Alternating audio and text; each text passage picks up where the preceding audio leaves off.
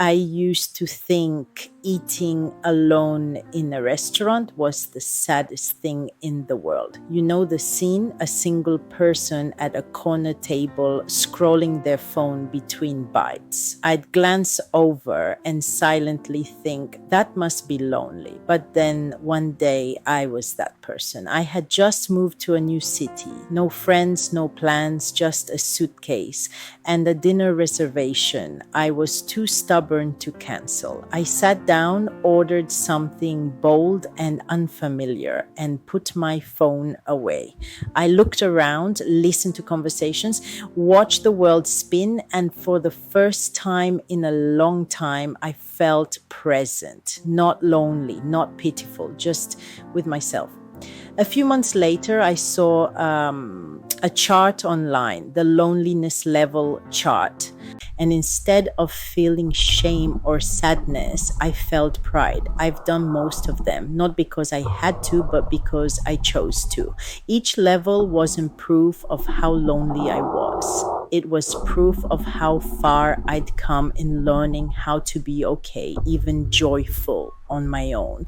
We live in a world that teaches us to fear solitude, but I think solo living, when chosen, is actually a quiet kind of bravery.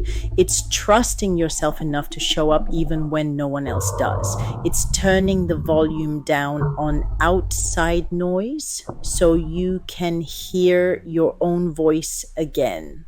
So today I want to flip that chart on its head. Let's talk about what each of those loneliness levels really represents, not sadness or lack, but freedom, resilience, and radical self trust. Because solo living isn't lonely, it's living fully, fiercely, and finally on your own terms.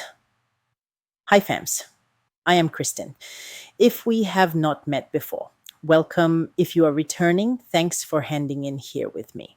Today, we're diving into the loneliness level chart, a fun guide to mastering solo living from beginner to absolute legend status. From grocery shopping alone to getting surgery by yourself, we're breaking down all 10 levels with tips to make each one feel empowering and fun. Stick around because by the end, you'll be ready to tackle any solo challenge. Let's get started.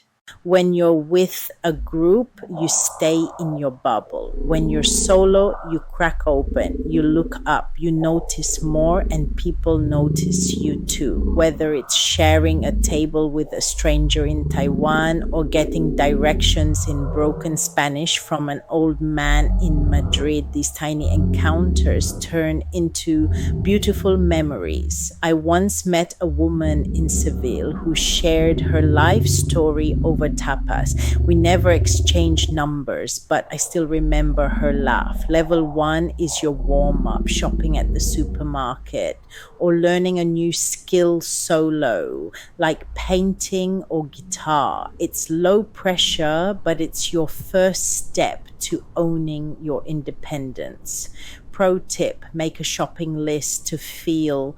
There's a quiet courage in navigating a new place alone, from figuring out metro signs in a foreign language to getting lost and found again. Solo travel makes you the main character in your own story. You don't have a travel buddy to smooth things over, you become the person who figures it out. Level two is eating fast food alone. It's quick, casual, and nobody's judging you for that extra fries order. Bring a book or scroll your phone to ease into it. Trust me, you'll feel like a pro in no time. In our busy lives, we rarely spend time with just ourselves. No distractions, no expectations. But solo travel gives you that sacred pause. I've had some of my most honest conversations with myself while staring at a foreign ceiling or sipping tea in a train station. You notice your thoughts, you catch your dreams whispering again, you start listening. Level 3 steps it up, chilling at a coffee shop solo. It's cozy, but you might feel eyes on you. Spoiler, nobody cares. Bring a laptop or journal and enjoy your coffee like the main character you are. No compromises. No, where does everyone want to eat? You get to follow every whim. Sleep in until noon, chase a sunrise, eat dessert before dinner. This is your time to spoil yourself, surprise yourself, and rediscover what you actually want. Level 4 is solo movie time.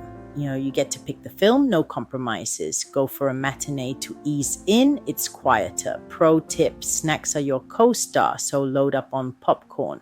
Traveling solo can be surprisingly budget friendly. You decide what's worth the splurge, a boutique hotel with a view or $1 empanadas and a hostel bed.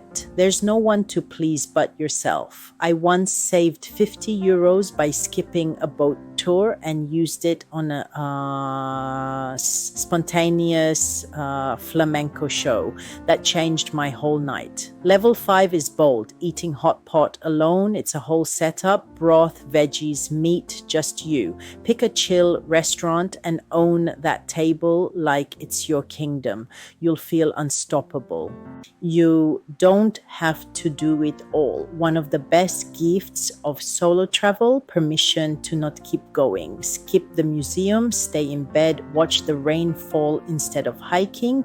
You get to say, I don't want to, and that's enough. I once skipped the Louvre to take a bath and stare at the Eiffel Tower from my hotel. No regrets. Level 6 is karaoke solo. Yes, you're your own backup singer. Book a private room, belt out your faves, and don't worry about hitting the high notes. It's pure freedom.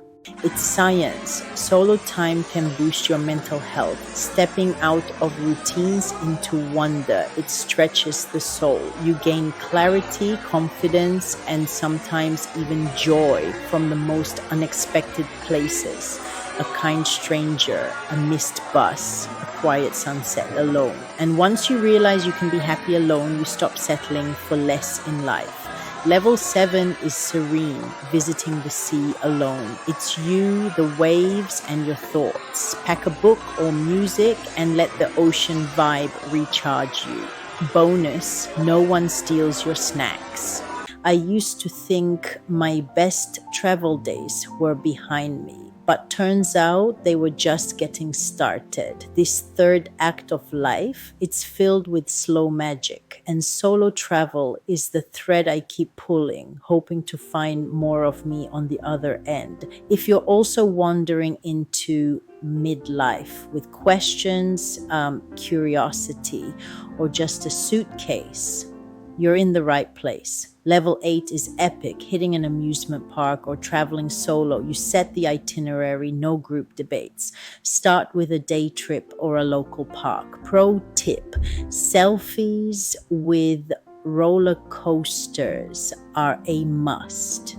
Level 9 is practical but powerful. Moving house or washing your car solo. It's all about self-reliance.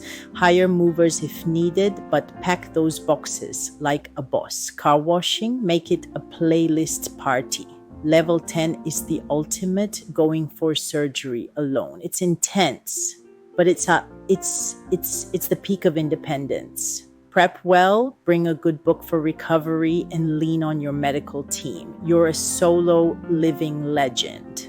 If this resonated with you, give it a thumbs up and subscribe. Share it with a friend who's always wanted to take that trip but hasn't yet. Leave a comment. Tell me your favorite solo travel moment or what's holding you back. And remember, you're never too old, too late, or too alone to start that talk at those MRT